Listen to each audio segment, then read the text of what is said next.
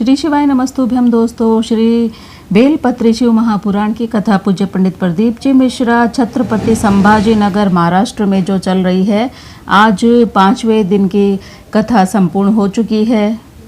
आज 30 जून की शिव महापुराण की कथा में जितनी भी गुरुजी पंडित प्रदीप जी मिश्रा ने जानकारी दी है, उपयोगी जानकारी दी है, वह सभी इस वीडियो के माध्यम से आपको प्राप्त होगी। आज की शिव महापुराण कथा में गुरुजी ने 1 कटोरी जल और विशेष मंत्र वाले बिल्कुल नए उपाय की जानकारी दी है, जिसे आप अपने घर पर ही कर सकते हैं। उपाय काफ़ी सरल है, आसान है। सरल भाषा में आपको मैं समझाने की कोशिश करूंगी। अगर किसी कारणवश आप आज की कथा नहीं सुन पाए हैं तो इस वीडियो के माध्यम से आपको पूरी कथा का रस तत्व छोटे से वीडियो के माध्यम से प्राप्त हो जाएगा। बढ़ते हैं महत्वपूर्ण जानकारियां जो शिव महापुराण की कथा में आज दी है गुरुजी ने, और आशीष भैया ने तो विशेष जानकारी देते हुए कहा है। पूज्य पंडित प्रदीप जी मिश्रा गुरुजी ने संकल्प लिया है कि प्रतिदिन सिहोर कुबेरेश्वर धाम में कन्या विवाह होगा। आपको विशेष दिन जो आपके पंडित जी बताएंगे उससे अपने पंडित से पूछ सकते हैं। अपना विवाह का समय और दिन निकलवा कर फिर आप सिहोर में जा सकते हैं अपनी शादी के लिए। कहने का मतलब है, आप अपनी शादी का मुहूर्त निकला कर फिर सिहोर शादी के लिए गुरुजी के यहाँ, कुबेर भंडारी के यहाँ जाकर शादी कर लीजिए। ये शादियाँ पंडित प्रदीप जी मिश्रा गुरुजी करवाएंगे। शादी के लिए वहाँ पर आपको पंडित जी भी मिलेंगे और पंडित प्रदीप जी मिश्रा जी की तरफ से शादी के बाद में जो उपयोगी सामग्री लगती है वो भी दी जाएगी और पूरे परिवार के सदस्यों को भोजन भी कराया जाएगा। सब कुछ बिल्कुल फ्री रहेगा, इसीलिए आपको किसी भी प्रकार की राशि देने की वहाँ पर आवश्यकता नहीं है। तो आपके अगर कन्या है, आप शादी नहीं कर पा रहे हैं, नहीं है इतना सामर्थ्य आप में, तो आप सिहोर जाकर कन्या विवाह कर सकते हैं। और गुरुजी ने एक और संकल्प लिया है कि हर घर में एक रुद्राक्ष होना जरूरी है। जिस जल का आचमन कर सके, जिसका रुद्राक्ष भिगो कर उस जल को भोलेनाथ को समर्पित करके सभी घर के सदस्य उस जल का आचमन कर सके। जो सिहोर का रुद्राक्ष हो और घर घर तक पहुँचे, तो ऐसा वितरण हमेशा सिहोर में रोजाना रुद्राक्ष मिलते हैं, फ्री में मिलते हैं। तो गुरुजी का यही संकल्प है कि सिहोर का रुद्राक्ष है जो घर घर तक पहुँचे।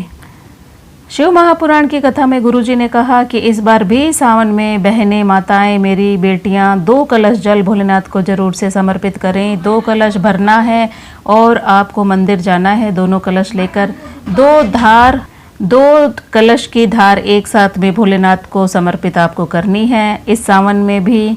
और जल जब समर्पित भोलेनाथ को आप करें, श्री शिवाय नमस्तुभ्यम का मंत्र जाप आप मन ही मन करते रहें। इस प्रकार से जल चढ़ाने का नियम आपको इस सावन में भी बनाना है। वैसे तो हम 2-3 साल हो गए 2 कलश जल भोलेनाथ को समर्पित करते हैं गुरुजी के कहने पर, और गुरुजी ने ही हमें बताया ये सब भी कि 2 कलश भी ऐसे भोलेनाथ को समर्पित होते हैं।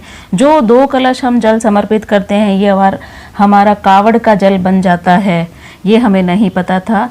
गुरुजी ने ही, पंडित प्रदीप जी मिश्रा ने ये जानकारी हमें दी कि 2 कलश जल जब हम भोलेनाथ को समर्पित एक साथ में करते हैं तो वो जल हमारा कावड़ का जल बन जाता है। गुरुजी ने शिव महापुराण की कथा में कहा कि भोलेनाथ तुम्हारी तप से, तुम्हारी साधना से जितनी जल्दी प्रसन्न नहीं होते, जितना भोलेनाथ प्रसन्न होते हैं, ये आपके 1 लोटे जल से भोलेनाथ प्रसन्न हो जाते हैं। आपकी साधना तपस्या से इतनी जल्दी प्रसन्न नहीं होते हैं।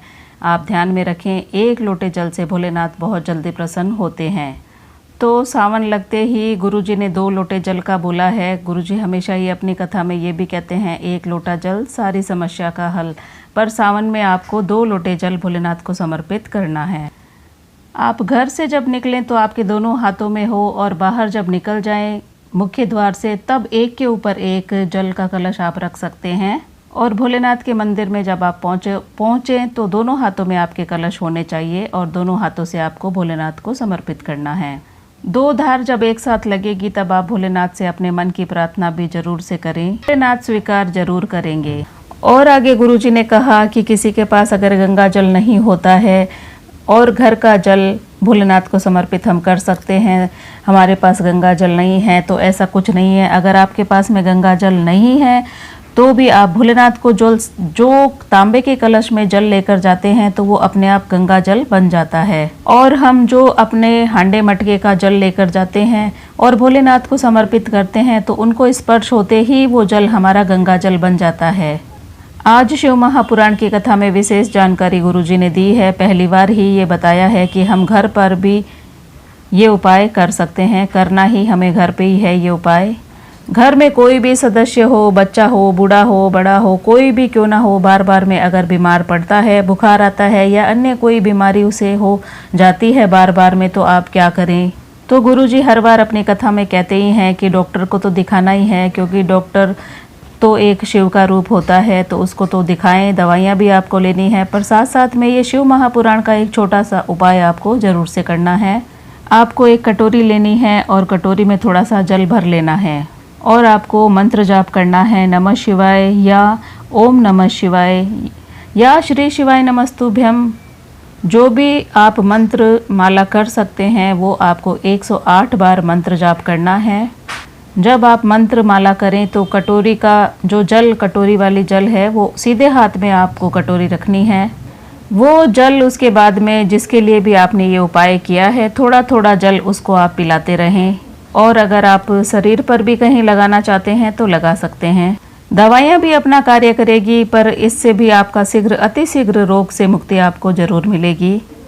महापुराण की कथा कहती है, भगवान शंकर का चरित्र कहता है, बेलपत्र की छांव में, भोलेनाथ के मंदिर में और शमशान में, ये तीन जगह पर व्यक्ति मौन रहकर भोलेनाथ को पुकारता है तो शंकर उसके ऊपर करुणा जरूर करते हैं। तो 3 स्थान पर गुरुजी ने कहा है कि मौन रहना ज़्यादा उचित होता है। पहला है बेलपत्र के वृक्ष के छांव में मौन रहें, मौन रहकर मंत्र जाप करें। और भोलेनाथ के मंदिर आप जाएं तभी भी आपको मौन ही रहकर मंत्र जाप करना है। आपके हाथ में माला हो तो ठीक, नहीं तो कर की माला, और कर की माला भी नहीं है तो घट की माला से आप मंदिर में मंत्र जाप करें। मन ही मन में भोलेनाथ को याद करें। भीतर से अंदर से आपको ओम नमः शिवाय, नमः शिवाय, श्री शिवाय नमस्तुभ्यम, कोई भी मंत्र आता है आप 108 बार जरूर से बोलें। भीतर की माला से पुकारो। गुरुजी ने विशेष आज यही बताया है आज की शिव महापुराण कथा में। तो भोलेनाथ जरूर सुनते हैं जब हम मौन रहकर पुकारते हैं। तो महापुराण कथा में तुमरुका जी की साक्षी में भोलेनाथ ने चंचला देवी को वचन दिया है कि चंचला, पृथ्वी पर जहाँ पर भी शिव महापुराण की कथा होगी, कलयुग में शिव महापुराण की कथा होगी, मैं 12 ज्योतिर्लिंग छोड़कर, कैलाश छोड़कर 7 दिन उस शिव महापुराण कथा में निवास करूँगा। मैं वहाँ पर निवास अवश्य करूँगा। और गुरुजी ने आगे कहा, जो जैसी भावना लाया वो वैसा ही फल पाया, नहीं खाली उसे लौटाया, वो मन ही मन हर्षाया। और कर दिया माला माल काशी वाले ने, लुटा दिया भंडार काशी वाले ने। तो शिव महापुराण की कथा में जो जैसी भावना लेकर जाता है भोलेनाथ उसको जरूर से वो प्रदान करते हैं और भोलेनाथ मिलते भी हैं। गुरुजी ने आगे कहा कि 5 जुलाई से 9 जुलाई 2025 तक गुरु पूर्णिमा, शिव महापुराण की कथा गुरु पूर्णिमा पर सीहोर में होगी। 10 जुलाई 2025 को गुरु पूर्णिमा का महोत्सव सीहोर में मनाया जाएगा। और आगे 12 जुलाई से 18 जुलाई 2025 तक सावन की पहली शिव महापुराण की कथा कोरबा छत्तीसगढ़ में होगी। और आगे 30 जुलाई से 5 अगस्त तक 2025 जयंती भाई स्टेडियम में भिलाई में सावन की दूसरी शिव महापुराण की कथा होगी।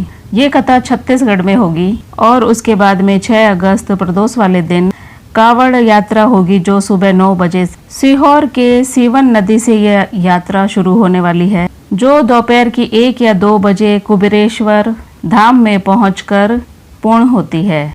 मेरा वीडियो अच्छा लगे तो लाइक करें, शेयर करें, सब्सक्राइब करें और मेरे भाइयों पर, बहनों पे, मेरे परिवार पर, मेरे दोस्तों पर भोलेनाथ की कृपा और भोलेनाथ का आशीर्वाद हमेशा बना रहे। श्री शिवाय नमस्तुभ्यम। हर हर महादेव।